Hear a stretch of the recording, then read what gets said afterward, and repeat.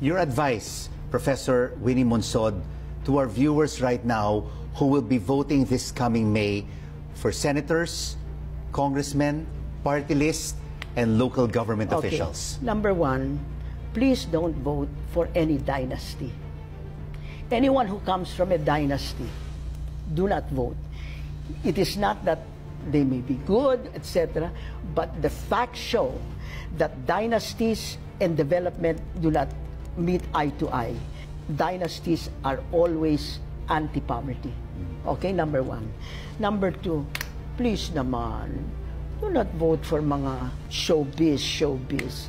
What they are in their roles in the movie are not what they are in real life. So do not think that what they are in the movies will translate to what they are in real life.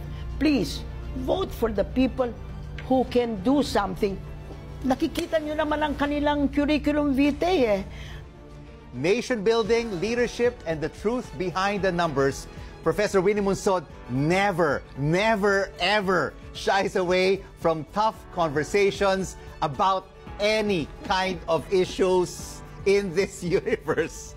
And that's a wrap.